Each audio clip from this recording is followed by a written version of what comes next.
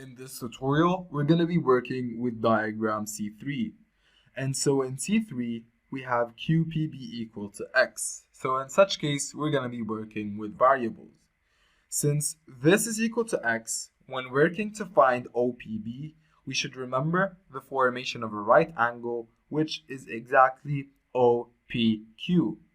And so OPB in such case would be equal to 90 minus X. And that would be the measurement of that angle. Now, to move on to OBP. OBP is located in the same triangle, which is BOP. And in this triangle, it is isosceles. So let's write it. Triangle OPB is an isosceles triangle. And that is because we have two sides equal to each other and they are both radii of the same circle. And so from here, we can conclude that OBP is equal to OPB, and both are equal to 90 minus X. So OPB equal to OBP equal to 90 degrees minus X. Now, moving on to the third angle, BOP. From here, we are still working with the same triangle.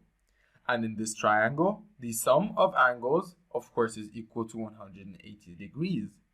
And since we have the measurements of both base angles, 90 minus X, and again, also we have the other angle, also 90 minus X, and we have the final angle, BOP, that we are trying to find.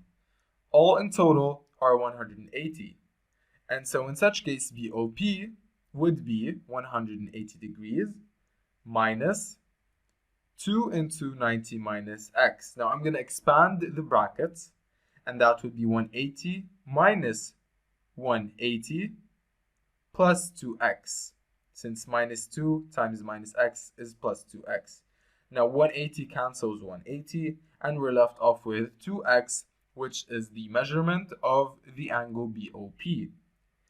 Now, for BAP, we have discussed a rule in the previous couple of tutorials that shows how the angle on the circumference is half as much as the central angle, and they both must be facing the same arc. So, PAB is equal to half of BOP, which is equal to half into 2x, and that would be equal to x. So, angle BAP is equal to x, and that would be the end of the activity 8.